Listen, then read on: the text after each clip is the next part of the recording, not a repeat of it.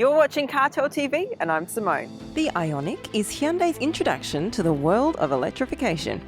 They have 3 different models you can buy: an all-electric, a hybrid and a plug-in hybrid. So pretty much in one swoop, Hyundai have managed to tackle every aspect of the electrified market. Jenny reviewed the hybrid last year and the one I have here is the all-electric Ioniq in the lower of the 2 trims, the Elite.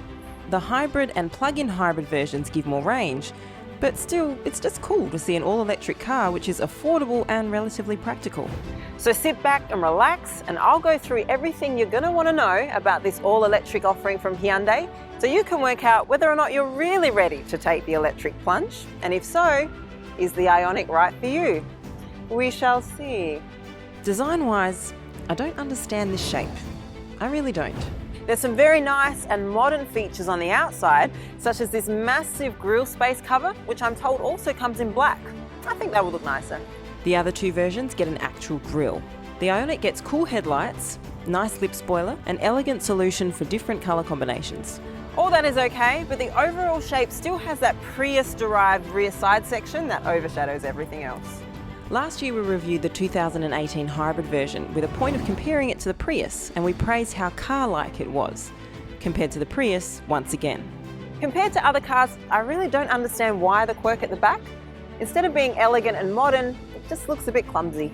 Electrics and hybrids are not so rare anymore, so do we really need to put the spotlight on them? And at that, a weird one. Other than that, the design of the Ioniq is actually pretty okay, with a number of modern, up-to-date features.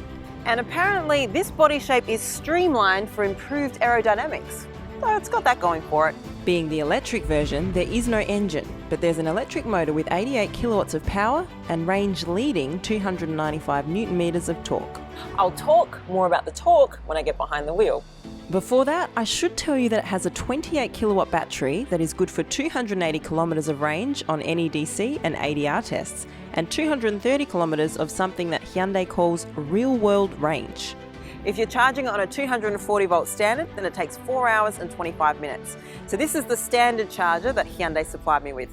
50 kilowatt fast charging up to 80% takes about half an hour, and 100 kilowatt fast charging to 80% can be done in around 23 minutes.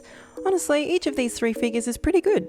Sure, you can't fill it up in 5 minutes like a regular car, but it's not likely that you won't have 4 hours overnight for a full charge or a 20-minute break for an 80% charge. I'm sure after 200 kilometers of driving, a 20-minute break will be welcomed. Also, just like the Tesla, all the available charging locations appear in the infotainment system. We're doing this review in Adelaide and there's already quite a few charging stations around. Starting up the electric cars is always weird at first. You've always got to second guess whether the car is actually on. Hello? Are you there? No, we can cut that part. And after taking it for a drive, I realised I love driving the EV Ioniq more than I thought I would. The spec sheet says that its 88 kilowatts is less power than the 104 kilowatts of the other 2 versions.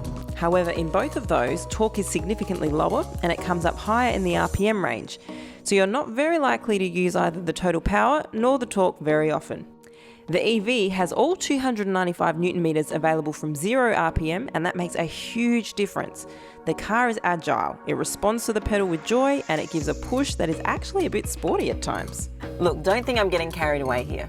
Yes, I did drive the Tesla in ludicrous mode, and no, this does not in any way compare to that when it comes to takeoff. I mean, you're not going to be drag racing any supercars in the Hyundai Ioniq. But zippy merges and sprints from traffic lights are definitely easy and effortless. While petrol cars need to take some time to build its torque before you really take off. The EV Ioniq is always ready to deliver the push without any preparation and regardless of driving style.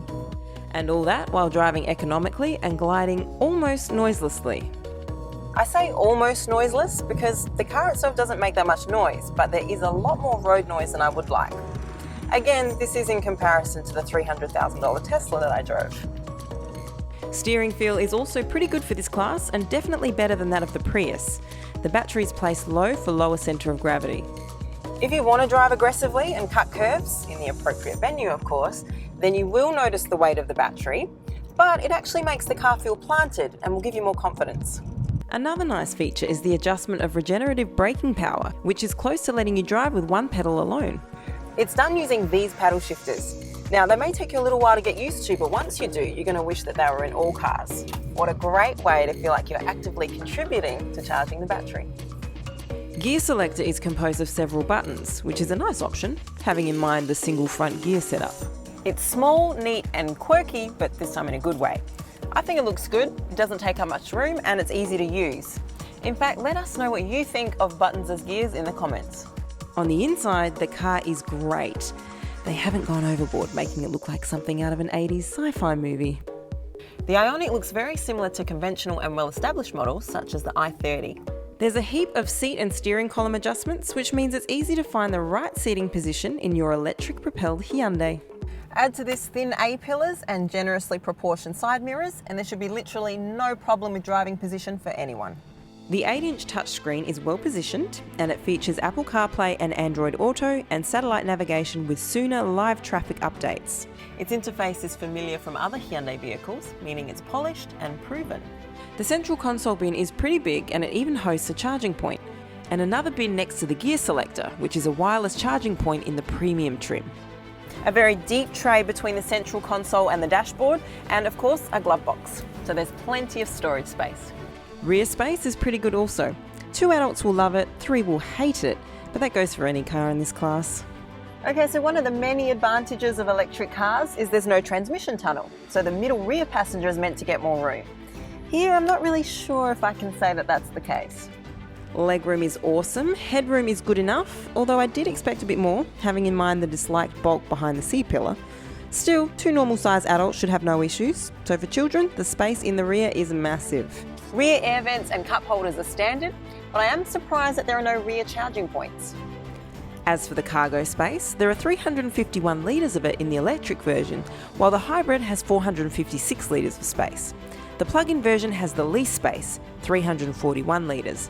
The 351 litres of the EV version is not massive, but it should cover most requirements for a city car. Fastback opening gives great access, but the high load lip does take away some of the appeal. The rear bench folds 60-40 but doesn't lay completely flat. In terms of safety, the Ioniq comes standard with blind spot warning, driver attention warning, forward collision avoidance, lane keep assist, rear cross traffic warning, smart cruise control, rear view camera, parking distance warning for the rear, ABS, brake assist, EBD, hill start assist, traction control, vehicle stability management and more. So how good is the all-electric Ioniq? Well, let me put it to you this way. If 200 plus kilometres of driving range is enough for you, then the EV is by far the most appealing out of the entire Ioniq range.